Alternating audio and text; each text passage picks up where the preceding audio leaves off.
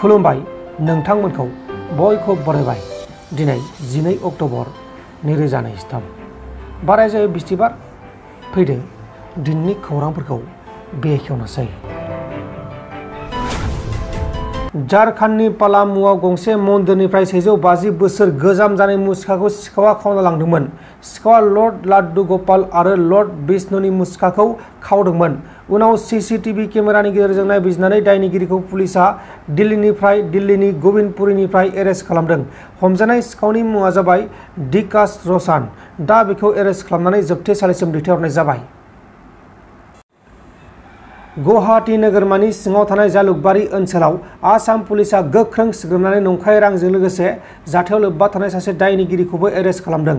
हमजानाय दायनिगिरिखौ पुलिसफोरा खौरां मोन्दोंमोन आरो खौरां मोननानै सिग्रोमनायनि उनाव बेखौ एरेस्ट खालामदों।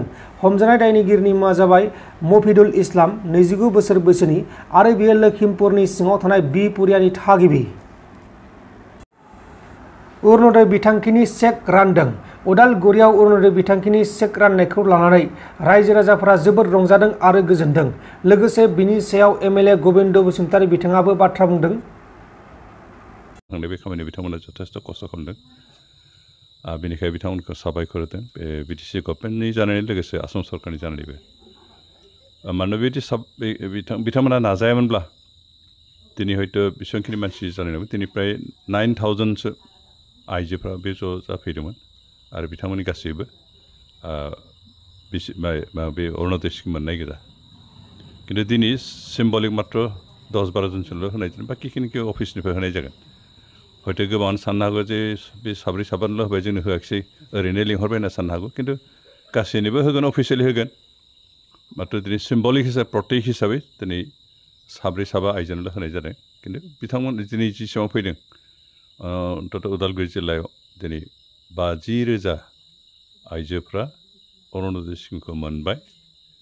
तथापि जोंहा गोबां आइजोफोर मोननो गोनां आइजोफोर थालांबावदों। जों बिथांमोनखौबो होनायनि बाथ्राफोरखौ सिन्था सरसा खालामनानै उनाव मारै हायो बेखौ होनो नाजाबाय थागोन, जिहेतु स्किमा दाबो जोबाखै। बेनिखायनो दिनै बिटिसि सरकारनि जानानैबो आरो आसाम सरकारनि जानानैबो दिनै बे जिखिनि हाबाफारिखौ आयोजन खालामबाय बिथांमोनखौ साबायखर होनायजों लोगोसे बे बिसिडिसिनि चेयारमेनफोर बिथांमोन मेम्बारफोर बिथांमोनखौ साबायखर होदों जे दिनै बे हाबाफारिखौ साक्सेस जानायाव बिथांमोना जथेस्थ' खस्थ' खालामो, बिथांमोना जथेस्थ' खामानि मावबाय। बेनिखायनो बिथांमोनखौ साबायखर होदों। आदसा अरुणोदयल' नङा, बेनि अनगायै बिटिआर सरकारा गोबां आरो बेबायदिनो आसनि लाबोबाय थादों। बिनि बेलायाव मा बुंनो फैबाय थानाय समनि थाखाय?